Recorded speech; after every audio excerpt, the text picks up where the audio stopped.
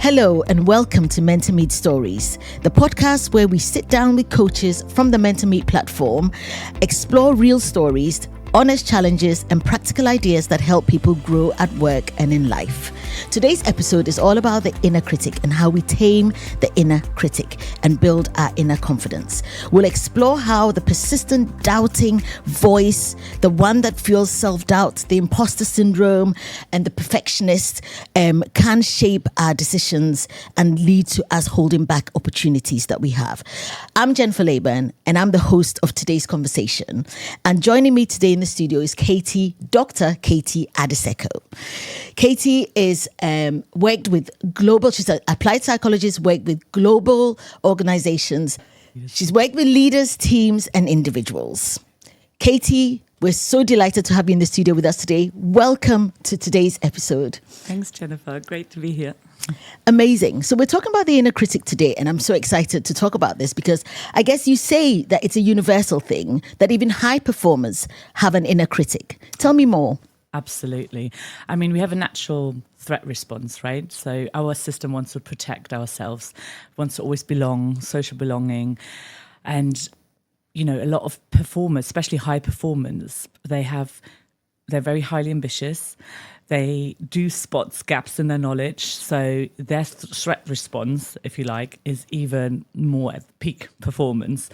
And it is natural, evolutionary. Our system is just trying to protect us from emotional pain, such as shame, embarrassment, and physically, of course, also from any threat.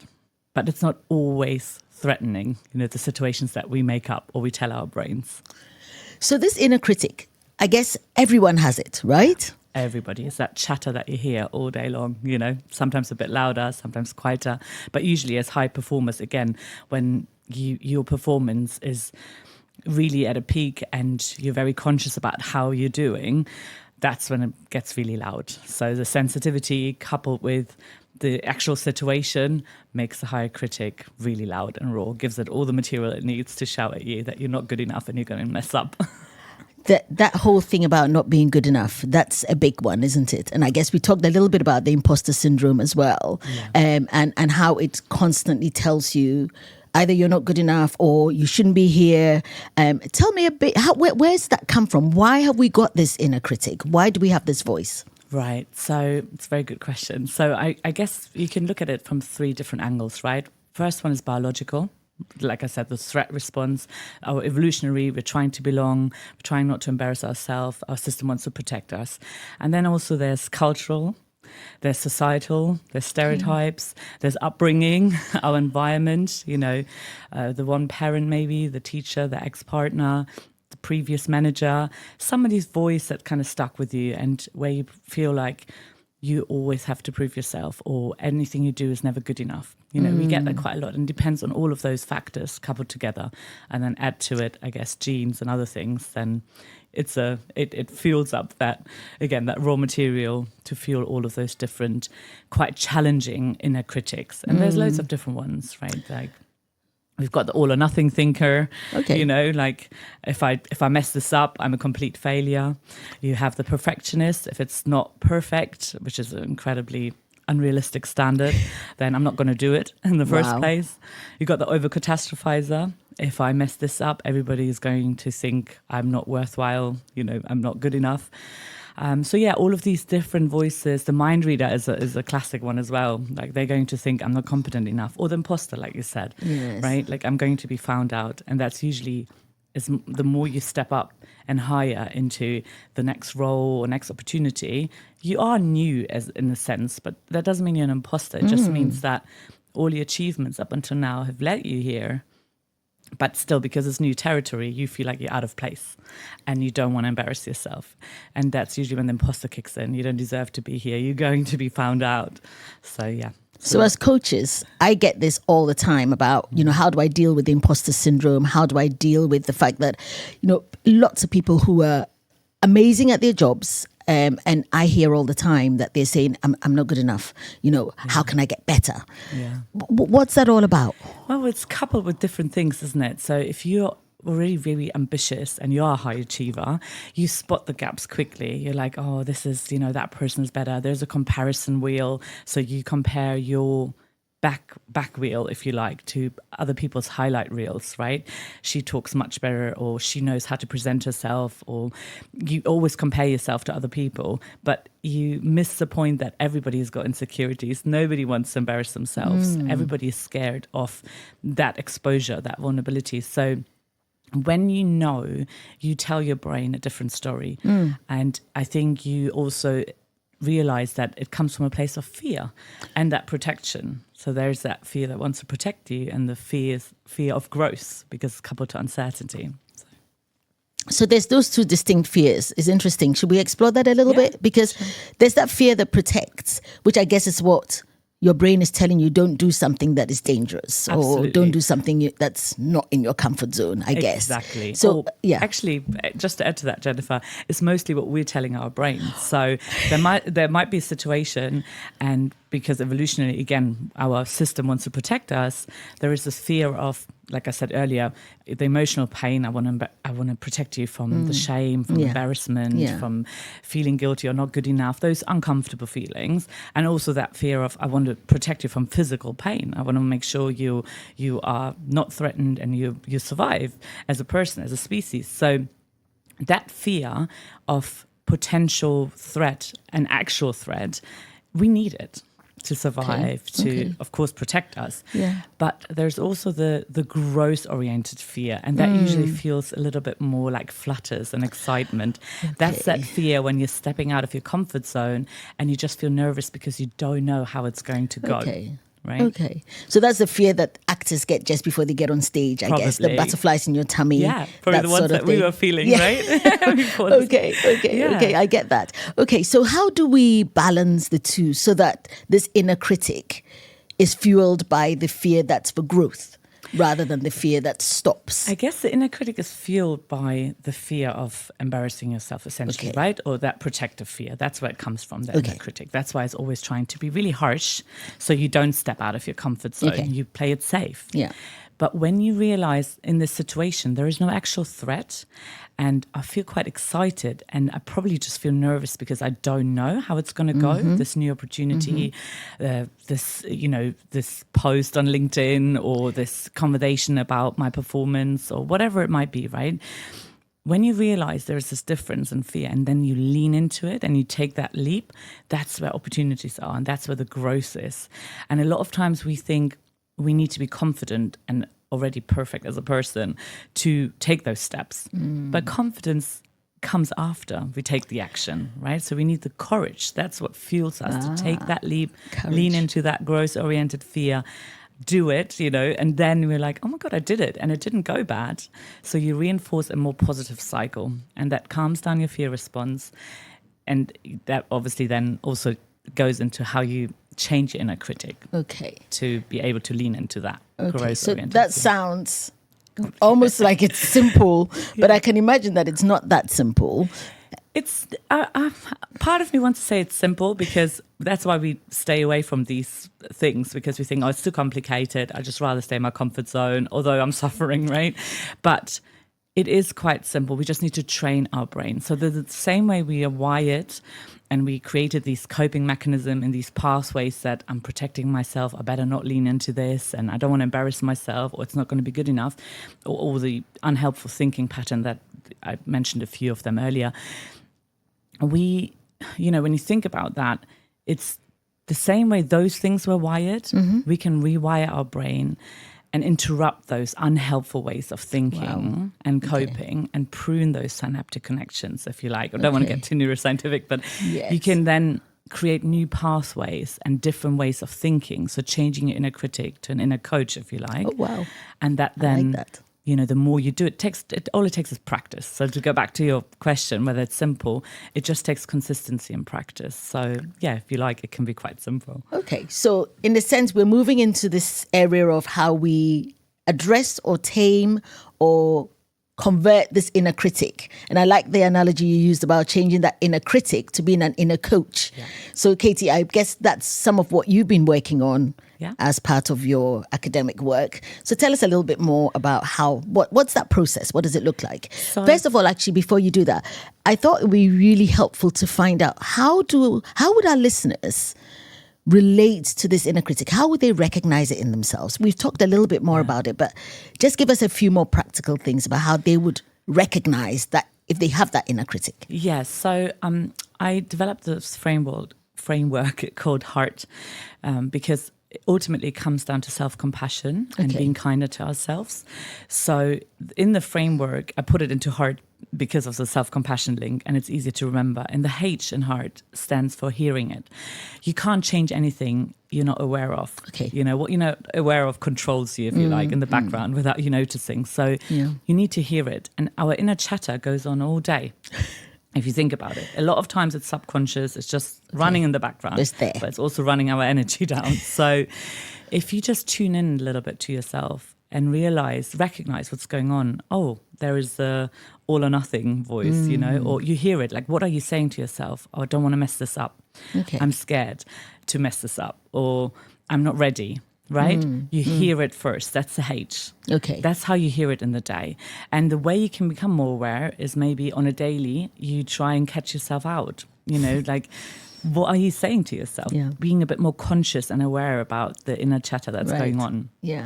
That's the H. And then do you want me to go into that? I mean, I think, we'll come to that because I think that's a really helpful thing. And I love the heart thing. So we're going to go through that in a moment. But I think the way you talked about the fact that for me, it's that sense of awareness and a recognition that chatter is going on all the time. And it makes me think about the fact that actually for us, we always think about, when I was first talking about this, I talked about the fact that my brain is telling me, but you quickly corrected me and said, actually, I'm telling my brain. It makes me feel almost as though the brain is separate to me. I am not my brain. Is that right? Yeah, actually, that's a very good point. And thanks for bringing that up, Jennifer. So if you like, you can look at it as we've got our brain, we've got our mind. So that, you know, our spirit, the story we're telling ourselves, we're telling our brain, and then our body. And it's all connected with each other, right? So let's say our body, we physically feel tired, and our brain, you know, and then our mind is telling our brain, I feel really tired, I feel exhausted. It will initiate a cycle, right? So your thought might be, I'm tired, I'm exhausted. That might trigger the emotions of feeling anxious or irritable or tired, whatever else there might be, you know, that emotional pull. And then it might affect our behaviors as well, of how we might still push ourselves or not go to sleep, although our system is telling us. And by the time you know it, you end up in this vicious cycle. So you need to break it. You either need to change the way you're thinking, change the way you're behaving, or emotionally regulate your emotions. But the story you're telling your brain, so let's say you're going back to what you were saying with the whole inner critic, right? So if you look at a situation, public speaking is always a good example. You are about to go on stage and your nervous system is hyped up. And it's the same response it has when it's really excited, the growth-oriented fear, or really nervous because you don't want to mess up. It wants to protect you, right? What are you going to tell your brain makes a difference here. So if you say to your brain, I'm so nervous, I don't want to mess this up, I'm going to embarrass myself, your brain is going to think there's threat. So right now there's a lot of cortisol piping up, and now your brain needs to deal with that. So it's not accessing or able to access all the information you're actually there to deliver. But if you tell your brain, I'm really excited, I cannot wait to share what I know about this topic, your brain thinks, okay, it's not a threat. And voila, it lets you, access all the information you really want to. It lets you draw on that. So it's often the story that we're telling our brain, you know, or the things that we're creating around the situation, how we interpret certain situations that then amplify the next things. So I love that. It's the psychology of it is incredible, because as coaches, we do this all the time, don't we? We keep telling our coachees to change the narrative. So what is the story you're telling yourself? And, you know, why are you believing the story? And where is the basis of this story? So that's really interesting. But in the time that we've got, I would love for us to be able to give our listeners, if there's 3 key things we want to give our listeners, and then we might come back and address how do we said we're going to talk about how we tame this inner critic. So, but are there 3 key things that you just want to let our listeners know about this whole topic before we go on to? I guess it's about addressing. Firstly, becoming aware. It all starts with self-awareness. You know, like I said earlier, if you're not aware of what's going on, it's going to control you in the background without you knowing. But once you know, you in control, and then you can change it. So first one is self-awareness, and then it's about realizing, okay, now that I can hear it or recognize it, how can I change it and tell myself something different or interpret the situation in a more helpful way? Okay. Right? Yeah. And then it's about practicing that way and really applying it in your life. Yeah. And the more you do that, the more it becomes a new habit, a new synaptic connection in your brain, and you kind of carve out that pathway instead of the other one. Okay. So you talk a lot about the synaptic pathways, and I know we don't want to get into the deep science of it because we want to make this relatable. But at the same time, I think there's something about, I get excited about the fact that there's the rewiring of our brains, and that, we don't have to keep our brains doing the same things. We can change our brains to do something different. We don't have to be stuck. It's my favorite topic, honestly, because it gives us the power back. A lot of people think when it comes to psychology or emotions, especially positive psychology, they think it's something airy-fairy, right? And they need something tangible. And neuroscience gives it that. Our brains are we have so many neurons that are messengers, and they make connections in our brain and create everything on what we run on, if you like. This is a very simplistic way, by the way, of saying it, so no offense to any neuroscientists out there. But the point is that the more you go down a specific path in your brain, the more ingrained that it becomes, right? So it's almost like a pathway that you keep running down. So that's the easiest way. That's where the brain goes to. Yeah. But it doesn't mean you can't carve a new path, right? So every time you interrupt an unhelpful cycle of thoughts or in a critic, in a chat or whatever, whenever you interrupt it, you then start pruning those synaptic connections, and you start a new one by interrupting it and then doing it in a different way, basically becoming your inner coach or your own friend and saying it in a kinder way. And that's probably where we get into the framework in a bit. But the point is that we have new baby neurons, but usually because we keep doing the same things, we keep going down the same neural pathways. But knowing that it doesn't matter how old we are, depending, of course, on neurodivergency and if we're going with a healthy brain development, it is possible to change those synaptic pathway and create new ones instead. And I think that is really empowering, knowing that you don't have to be stuck in that way, and changing the stories that you tell yourself can also change the way your brain interprets things and then lives life. Amazing. Very simplistic way. Yeah, no, I mean, I can see that. And I think it's a really helpful way of knowing that we don't have to be stuck, do we? No. We don't have to remain the same, and we can change something. So let's go back to your framework, because I know that's your baby. It's the piece of work you've done. So tell us about it. So you've told us about the heart, which is the hearing and being aware of it. Yeah, so heart, so the H is for hearing, right? That's the first, you need to hear what you're saying to yourself. Yeah. I'm not good enough, I don't want to mess up, I'm scared, whatever it is. So the E is for examining its origin. So where's it coming from? Whose voice is this, right? Like, is it my dad's voice? Is it my ex-partner's, whatever, like managers, one of my children's? Where's it coming from? Is it cultural, stereotypical, based on our genders, whatever it might be? So examine where it's coming from. And then the A is for assigning a name to it. Okay. So by labeling it, you almost activate your prefrontal cortex, which is your logical brain. You create a bridge from your amygdala, which is your threat response, your emotional brain, if you like. So by labeling it, you become more in control and you create that distance. Yeah. Then the R in heart is for reframing it compassionately. So this is where you activate your inner coach, right? You challenge your thoughts. So this goes back to CBT research as well, cognitive behavioral therapy research. So you challenge the thought, right? Like what's the predictability of that actually being true? That you are going to mess up or that is not going to be good enough? Is that based on any evidence in the past, where you have messed up, or actually on success where you thought you will, but you didn't? So you do almost like a pro and con list based on evidence. You can really challenge its validity, if you like, right? Yeah. So how likely is it to happen? What's the predictability? Could it be different? Could it be something else? Could I actually completely smash it out of the boat and it goes really well? Which it might have in the past as well, right? When I was so worried, but then it went really well. So you challenge it and then you reframe it in that way. And then you solidify it with a T in heart, which is you transform that into a new way of thinking. So you really try and apply it. Now you're trying to affirm yourself. I can do this. Even if I make a mistake, I'm going to learn from it. That's not going to be, a judgment on my personality or identity.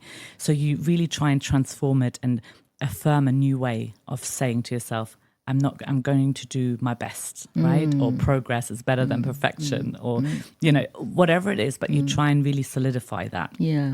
And transform it into something that you would very likely say to somebody you care about, but you say that to yourself. So you really solidify it with that T. And then the more you do it, it's about practice. If you do it one time, it's not going to do it, of course not. But the more you do it, the more you will create a new pathway, if you like. Yeah, I like that. So creating that new pathway. And I like the whole heart thing, because it's almost like aligning who you are through that process, and almost, as you said, as you would treat somebody else, in loving yourself and making yourself. Do you think that this whole inner critic thing actually also affects the way people make decisions? Because I know a few people who really struggle with making decisions. So it's not just about doing something brave or courage. It's even in the simple day-to-day decision making. Absolutely. I mean, think about it, right? If you want to get healthier or more fit and you go to a personal trainer and they say to you, I don't know, I think you're lost case, you're not going to feel very motivated, right? And you're probably not likely going to stick with it. And it's the same way. That's why I said in a coach earlier, you need to be motivating yourself and tell your brain that there is a possibility that you are going to do really well. But if you tell your brain, I'm going to fail, it's never going to be good enough, you're very unlikely to feel motivated and even trust yourself to take that leap and lean into that growth-oriented fear we talked about earlier, right? Yeah. So you actually feed your inner critic. You give it all the material it needs to get louder and louder, and you feed that fear, of the protective fear, more and more as well. So that will always hold you back. So if you really want to take the leap and lean into it, that's what all the growth and opportunities are. But you can only do that when you motivate yourself in the right way, and when you speak to yourself like a personal trainer, a motivator, an inner coach, a best friend would do. So. And is this something that people can do themselves? Absolutely. Okay. Yeah. Okay. So like we said earlier, right? First, it's about recognizing it. Like, did I, I better not speak up in the meeting. I'm going to embarrass myself, right? So now, hopefully, after this episode, you're going to hear it more consciously, because you know more things about it. Now that you heard it, what are you going to do with that? Are you now going to say, maybe you just take small steps, right? It's not about going all the way and doing the whole heart in one go. You just you hear it and then you try and label it. Next time, you try and take that step. Yeah. Right, like after you heard it, you examined where it came from, you then reframed it, you assigned the name, you then reframed it, and then you transformed into a new affirmation. You maybe take that leap and say something in that meeting, or post that LinkedIn post, or write that email, or whatever it is, right? And the more you do those steps, the more it will reinforce a positive cycle rather than the negative cycle that you're so afraid of might happen. I really like the example you used about speaking up in meetings, because I have so many clients who use that as the example for their inner critic, and most often never speak up in a meeting, and then somebody else says what it is that they want to say. Yeah, and you feel so annoyed, right, about yourself.